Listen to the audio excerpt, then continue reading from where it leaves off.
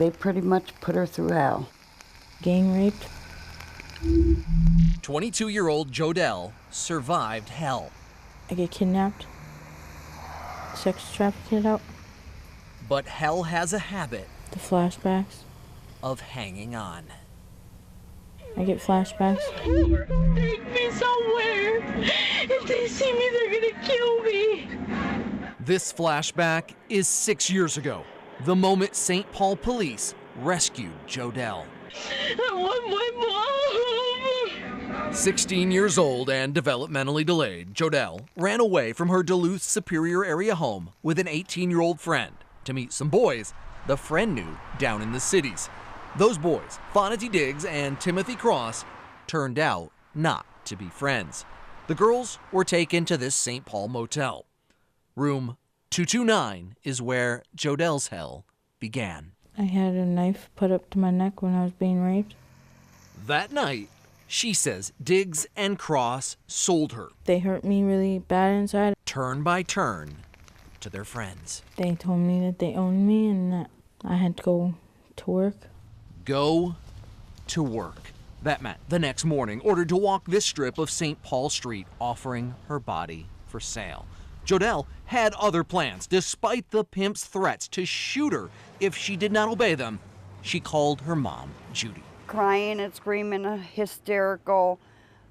Mom, they took me and they want me to be a prostitute. Judy told her to immediately call police, and St. Paul officers rushed to her rescue. I'm so scared. They're gonna come after my family now. Diggs and Cross were eventually captured. Their conviction as sex traffickers headline news. Jodelle returned home. My life changed.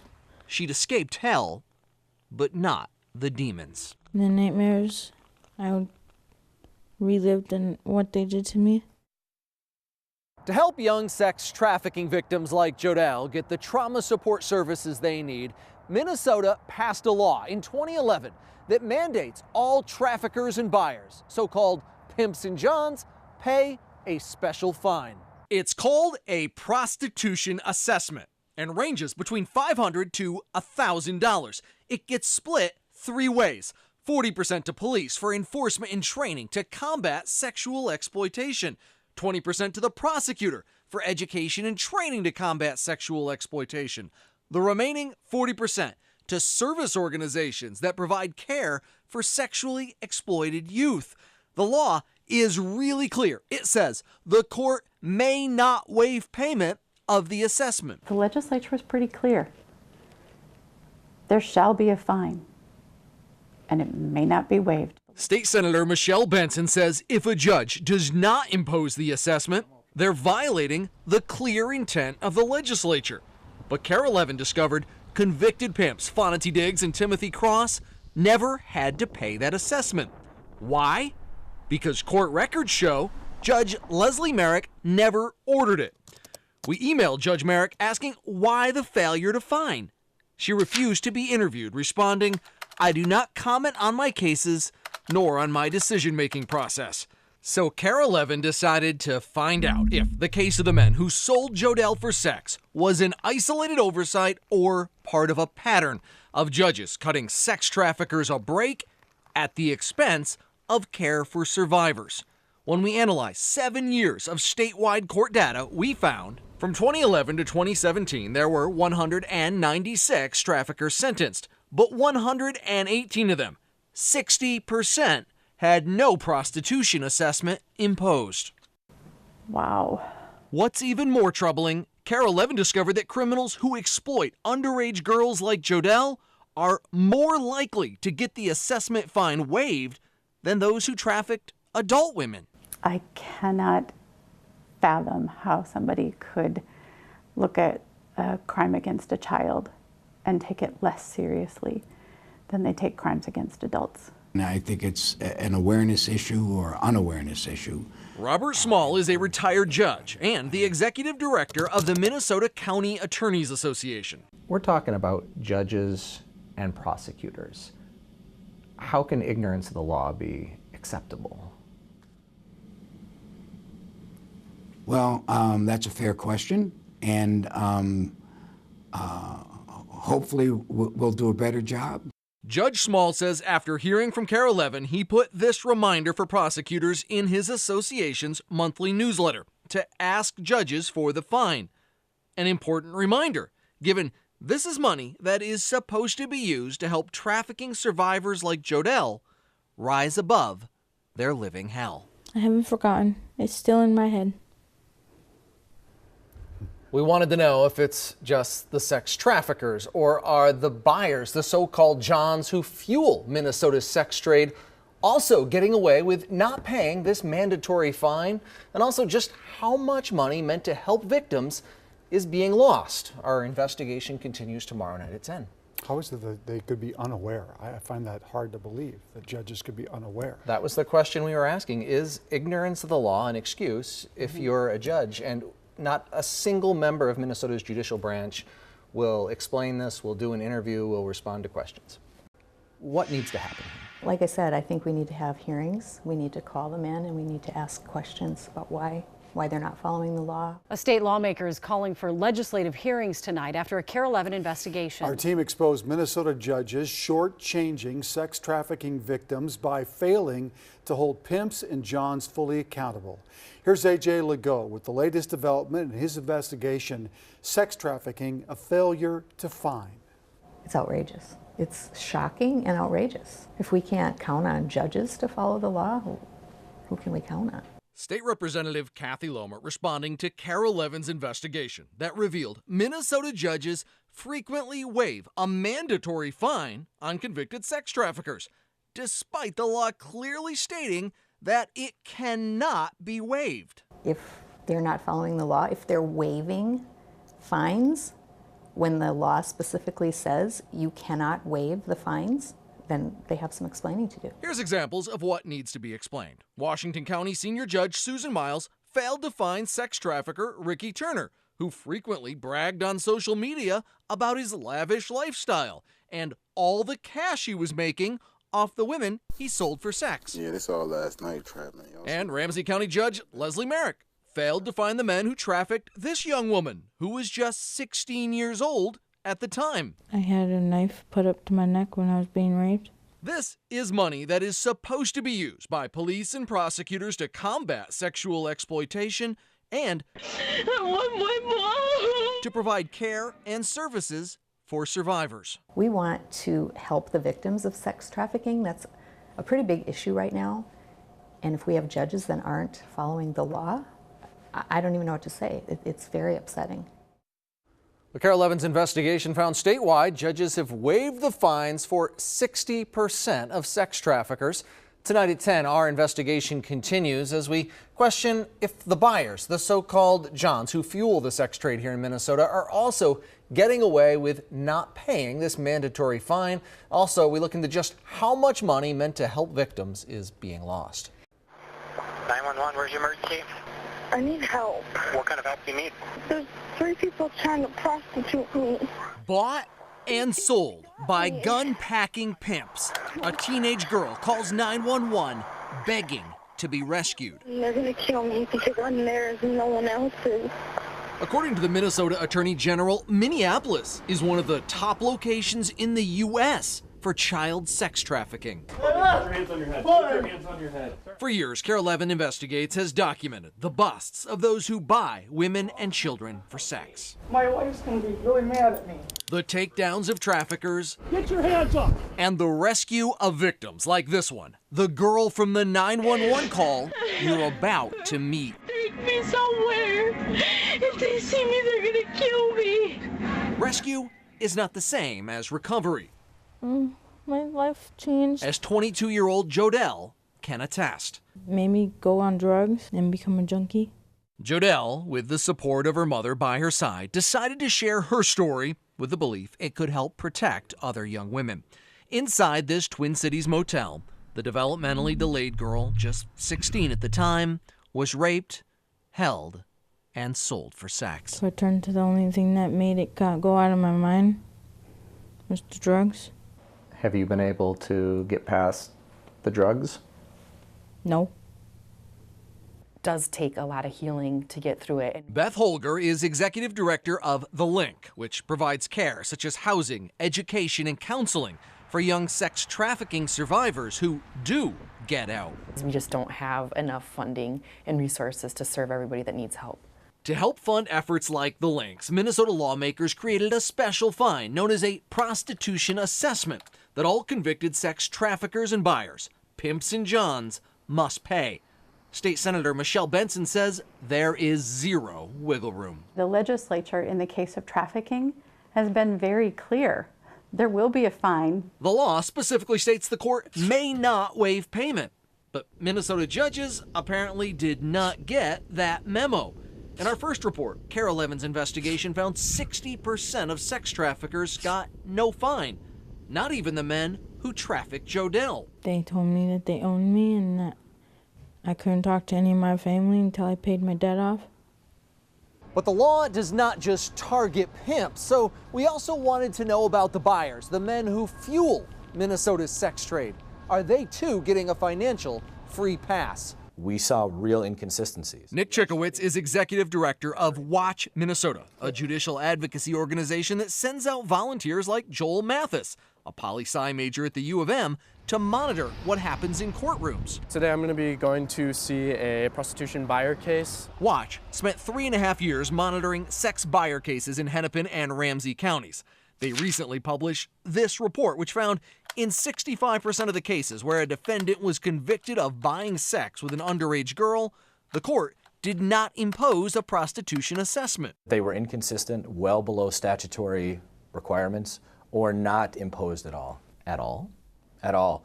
Example, Hennepin's Assistant Chief Judge, Todrick Barnett. We checked court records between 2011 and 2017 and found he waived the mandatory fine in every sex buyer and trafficker case he tried.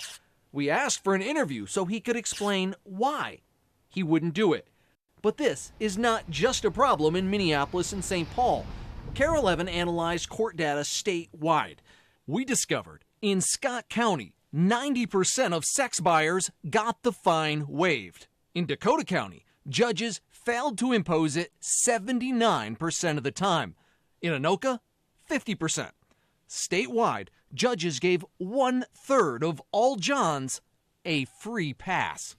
And this is what's most inexplicable of all. Judges are giving those who buy sex with children an even bigger break. When we crunch the numbers for predators convicted of buying underage kids like Jodelle for sex, we discovered the courts failed to impose the so-called mandatory fine more than half the time. So I am really surprised by what you're telling me. Disappointed, but also surprised. It's happened at the same time the state has been issuing reports saying there's a lack of funding for programs to help sex trafficking survivors. And it is frustrating that some of these perpetrators aren't being held accountable and that there are or could be more funds available to help more victims. That's incredibly sad.